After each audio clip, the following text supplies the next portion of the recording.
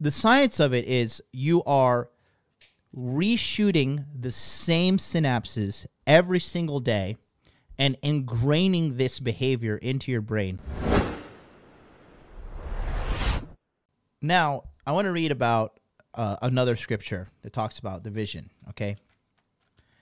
And this is in a very kind of unknown book of the Bible, but it is ancient wisdom in my opinion, okay? And it is the book of Habakkuk. Habakkuk, chapter 2, verse 2. Habakkuk, chapter 2, verse 2, okay? Habakkuk, chapter 2, verse 2. Okay. All right. And it says, "And the Lord answered me and said, write the vision and make it plain upon tables, that he may run that readeth it." Okay. Verse 3 says, For the vision is yet for an appointed time, but at the end it shall speak and not lie. Though it tarry, wait for it, because surely it will come.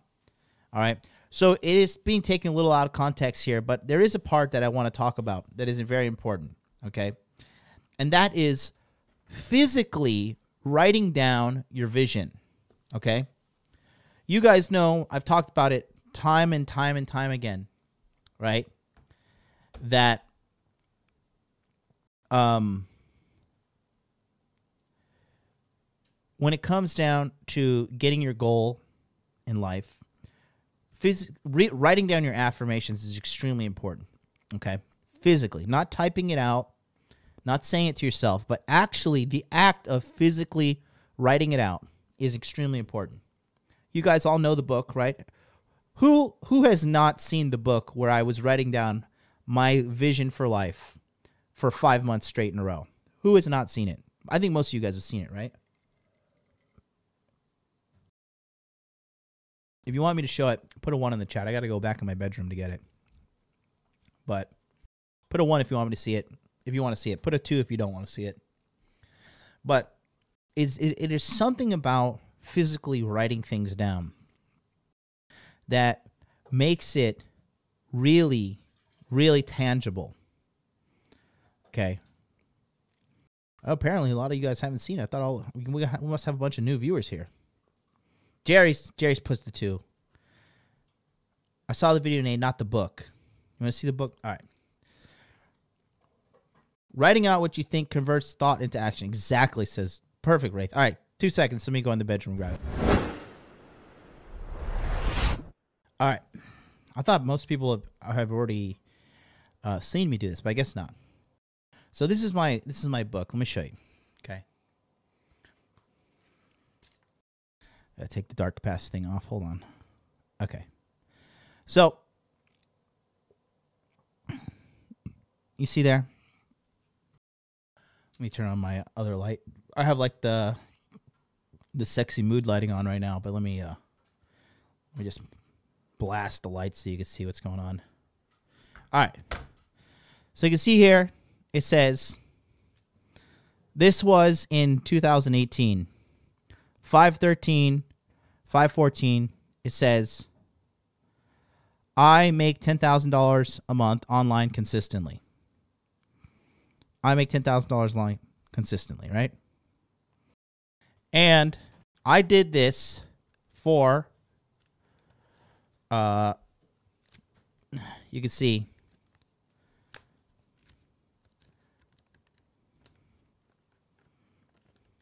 five months straight. I think the last day that I actually did it was September 12th. September 12th. And there, I optimized it. Okay, it says, I, Jonathan Hogwood, consistently earn $10,000 a month net profit from the internet. Okay, optimized. Okay. You see, the number one thing everybody's competing for in today's economy is your attention, right? Your smartphone is engineered to be extremely addictive. They literally engineer this thing so you will be addicted to it. And let's be honest, we're all addicted to our smartphones to an extent, okay? Now, when we are going through our day-to-day life,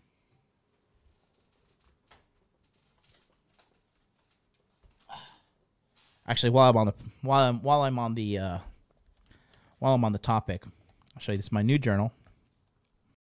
I've not been as dedicated. However, I have started. This is the new one. Okay. I, Jonathan Hogwood, consistently earn $100,000 a month USD net profit per month, and it is deposited into my account at the end of the month. Okay. So this is a new one. I'm going to fill this bad boy up. It's going to take some time, but I'll keep on with this one as well. Right? So, when it comes down to writing your vision down, it's a couple of things that I think that are good for you, and I really believe that they wrote this down in the Bible for a reason. It is ancient wisdom, right? It's almost like fucking casting a spell to an extent, right? By doing this every day, right? You're gonna like cast a spell on yourself to an extent, right? Like the science of it is you are reshooting the same synapses every single day and ingraining this behavior into your brain. Literally, that's how the synapses work. The more your brain fires off these synapses, the more it becomes second nature to you, right? That's like when you first start something and it's like really difficult, and then you can do it like second nature, is because the light particles that are flying in your brain, they're actually carving and making these actual connections in your brain. And the more you do something, the more you become good at it, and the more it becomes second nature. That's why they say, repetition is the mother of all skill. It's literally just the science of it all. And so when you wake up and the first thing in the morning is you write down your affirmations and you watch your mind movie, right? It reaffirms the vision in your life. And it preps you for the day when you're like, okay, now I'm going to go out. I'm going to fucking sit in traffic. I'm going to tolerate my insufferable fat HR manager in my department that I hate. I'm going to look at my cuck of a fucking boss that I know hasn't fucked his wife in 5 years, and this guy's like telling me what to do and like being a condescending prick to me. I'm going to go to the gym, and I'm going to deal, like for my example, right, with the racist Japanese guy. I'm going to go to the gym and tolerate this fucking racist shithead at my gym, and because I need to get the body that I want, right? When you have these inevitable things that are coming into your life to derail you, and you have this vision that fuels you, it really adds meaning to life. It adds meaning to all the meaninglessness that is life, right? Think about it like this, right? Honestly, this always happens to me. Anytime I'm laying down on a surgery table or a doctor or the dentist, right? I always have I hate looking up at these medicine lights or these medical lights, right? I hate it. Fucking reminds me of I'm going to die one day. It really makes me feel uncomfortable. But it's inevitable, right? And when you're about to die, right? I don't know if any of you guys have envisioned this, but have you ever envisioned what you will do in your last dying moments? Because for most people, it's I'll just look at somebody and I'll tell them I love them, right? What would you do in your last dying moments? Honestly speaking, if you're about to lay there and the lights are about to go off and it's game over, there's no Jesus, there's no Allah, there's no flying spaghetti monster, Satoshi Nakamoto isn't going to escort you up to heaven, right? Honestly speaking, write it in the chat, Like, what would you what would you think of? What would be your last moments? Like, you would, for most people, it would be like, you know, for example, the movie Saving Private Ryan, when the medic was about to die, he screamed out mama, right? And it's funny. I'm watching the viewership plummet right now as I start to talk about dying. We went from like 200 to like 170, right? Because a lot of people don't want to deal with this. A lot of people don't want to face reality. Guess what, suckers? You're all going to fucking die. And a handful of people are going to be sad for a few weeks, for a few months, if you're lucky, a year or two, and then they're going to move on. The girl that you're having sex with right now, if you were to die tomorrow, she would go have sex with another guy and marry and move on, okay? Your dog would feel sad, but eventually your dog will go and live with somebody else and forget about you, okay? You're not that important. You're as grandiose as your ego is, you're not that fucking important. And you are going to die. Your death is inevitable and you cannot escape it. This is your life and it's ending one fucking minute at a time. Right? So, give my seed phrase to my son, says Gareth, you're a great father. Listen to Frank Sinatra's My Way. Okay. Thinking of my son, exactly.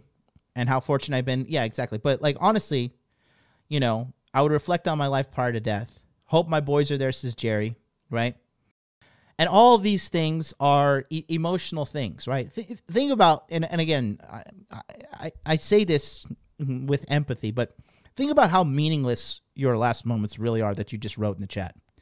Think about how like meaningless it is. It's just like, oh, I just want to feel a certain way. Most of them are emotionally